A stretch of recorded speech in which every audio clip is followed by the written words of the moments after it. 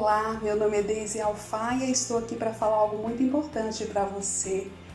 Agradeço ao Centro Apologético, aos representantes do Centro Apologético por nos proporcionar essa oportunidade de evidenciar por intermédio das Sagradas Escrituras e dos escritos de Ellen White algumas falácias religiosas, teológicas e, portanto, mostrar que pelas Sagradas Escrituras, quer no Velho, quer no Novo Testamento, que há sim falácias, engodos teológicos nos escritos de Ellen White, do movimento adventista, a profetisa, a mensageira de Deus do movimento adventista. Portanto, faço a minha apresentação, eu tenho uma sensibilidade de analisar discurso, sou licenciada em letras português, sou mestre em ciências da linguagem, fui doutoranda em linguística aqui em Portugal, sou autora de Como Argumentam os Políticos pela editora Colibri. O livro tem como título Como Argumentam os Políticos, Estratégias Linguísticas e Discursivas, e eu habilmente percebi que, por intermédio da língua portuguesa, alguns políticos tentam persuadir o outro a uma determinada ideia, e por isso, no discurso religioso, eu também percebi nos escritos de Ellen White algumas estratégias para tentar persuadir. E sou autora também de artigo, sou coautora de um livro com doutores da Universidade Federal da Bahia, tudo relacionado ao discurso. Portanto, os objetivos dessa explanação é evidenciar o sétimo dia no livro de Êxodos e no livro de Gênesis, evidenciar a razão pela qual o Criador deu um dia de descanso como memorial, descrever as instruções da profetisa do Adventismo, Ellen White, descrever, por fim, as instruções dos apóstolos de Jesus Cristo, nosso Redentor. O sábado é um sinal.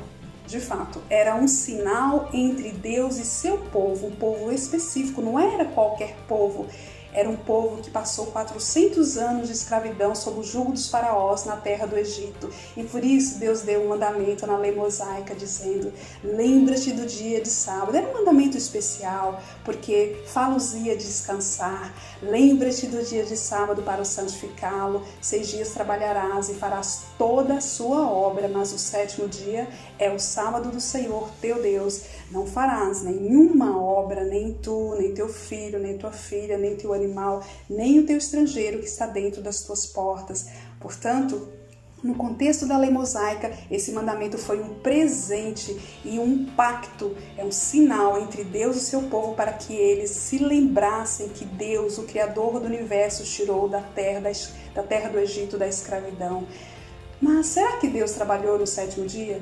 Vamos ver. No capítulo 2, no versículo 2 do livro de Gênesis, na língua original nós temos Vaikal Elohim Bayom Hashebi Melaktoashe, e terminou Deus no dia sétimo a sua obra.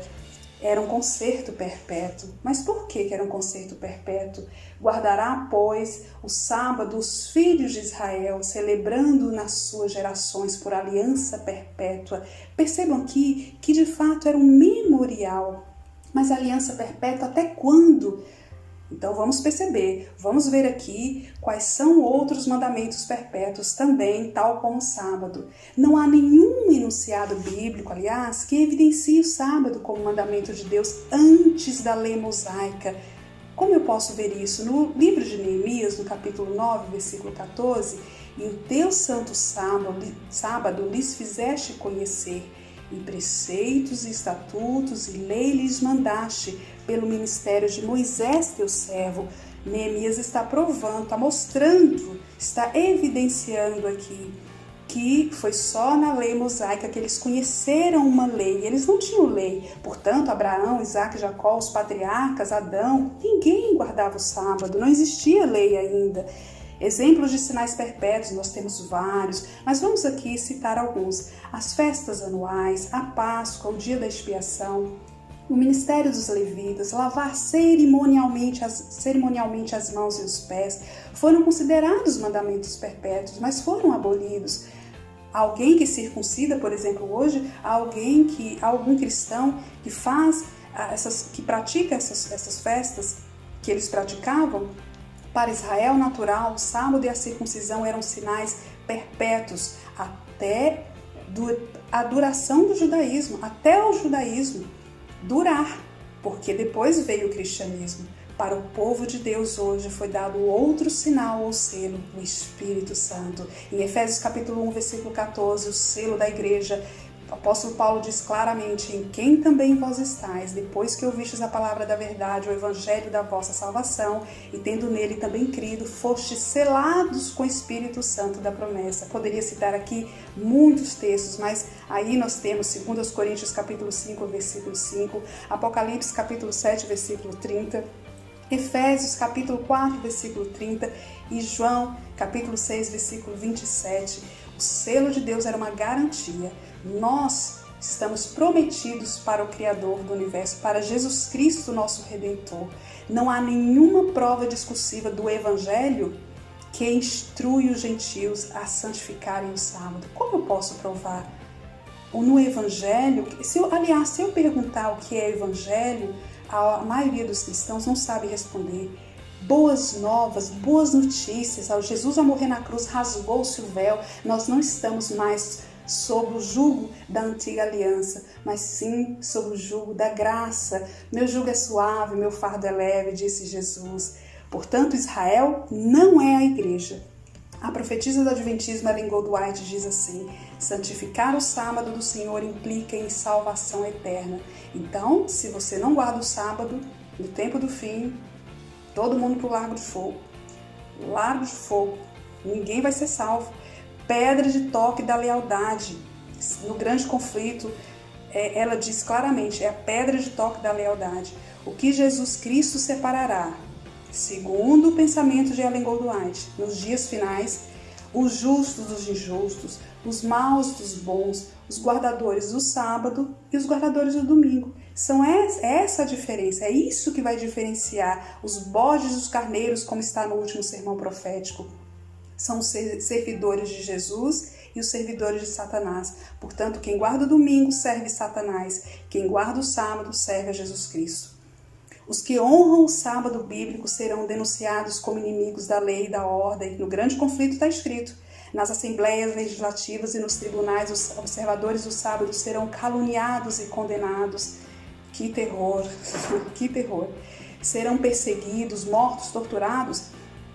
Mas eu posso afirmar que o sacrifício já foi efetuado por Jesus Cristo na cruz. Amém. Uma atenção muito especial. Mesmo o Evangelho ele está evidenciado no Antigo Testamento. No livro de Oséias, capítulo 2, versículo 11. Vocês já viram esse texto? Aposto que não.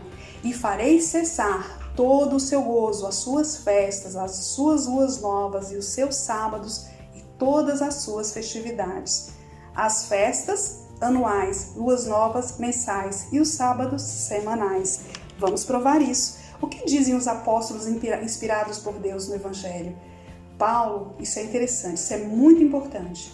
Mas ainda que nós mesmos, ou o anjo do céu, vos anuncie outro evangelho, além do que já vos tenho anunciado, seja anátema, opróbrio, seja amaldiçoado, está no livro de Gálatas, capítulo 1, versículo 8. Isso é muito importante percebermos. Portanto, esses textos, esses discursos que estão fora da Bíblia e são extra-bíblicos, chama-se exegese. Está fora do contexto da ideia de Jesus Cristo, da ideia do cristianismo. Guardais dias e meses, diz o apóstolo Paulo, e tempos e anos. Repetindo, guardais dias e meses e tempos e anos. Receio de vós que haja eu trabalhado em vão para convosco. Está em Gálatas capítulo 4, versículo 10, 11. Por que o apóstolo Paulo em nenhuma de suas cartas fez menção à guarda do sábado?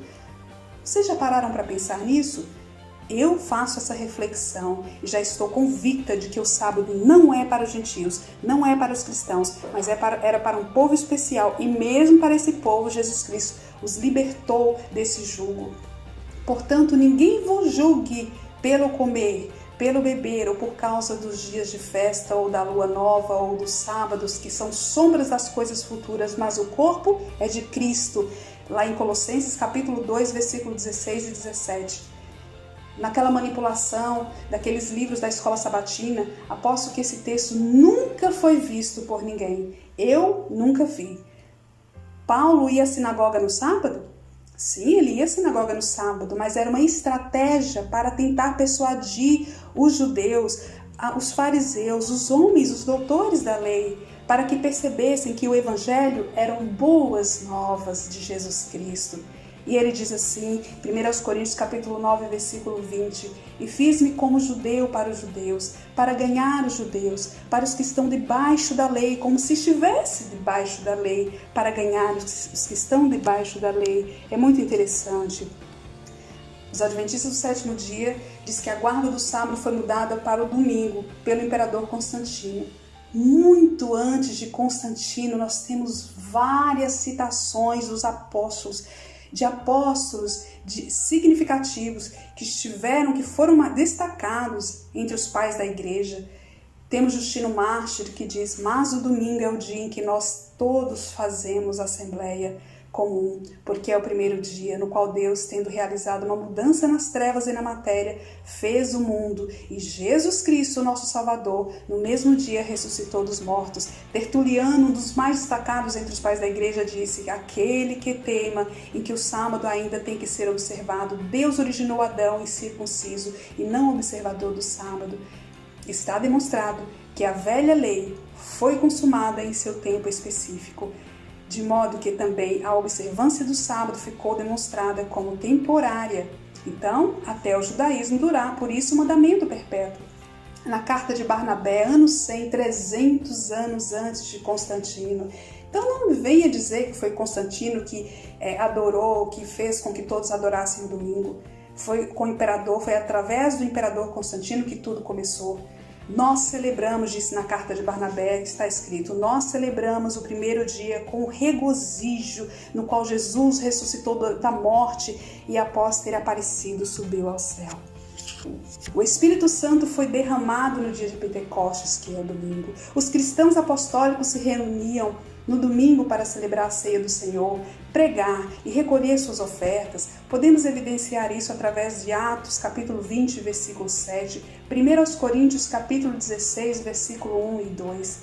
E o argumento do Adventismo de Ellen Goldwhite é que Sunday é o dia do sol, Saturday, então, o que significa Saturday? Dia de Saturno. Ora, se Sunday é o dia do sol e as pessoas que guardam o domingo adoram o Deus Sol, então em Saturday, quem guarda o sábado está adorando o Deus Saturno? Por fim, eu finalizo com uma frase de Gleison Pércio e aconselho a todos acompanharem o canal de Gleison Pércio, um ex-adventista de 4ª geração, e ele escreveu um livro fantástico, Descortinando o Adventismo, que há críticas extraordinárias de pessoas fidedignas a respeito desse livro. Eu estou recebendo o meu, o pastor Flávio Martinez já enviou. A verdade invariavelmente confronta-nos. E nessa luta, ao arrancar as nossas correntes, ela muitas vezes nos machuca, mas no final, ela sempre nos liberta. Muitas vezes eu chorei e não sabia para onde eu iria colocar minha mente. Eu estava perdida porque imaginava que tudo aquilo, que ainda conseguia imaginar que eu estava devendo alguma coisa para a igreja, que estava traindo a igreja, quando na verdade eles é quem estão me traindo. E por fim, eu finalizo com um texto do apóstolo João que diz: e conhecereis a verdade, e a verdade vos libertará.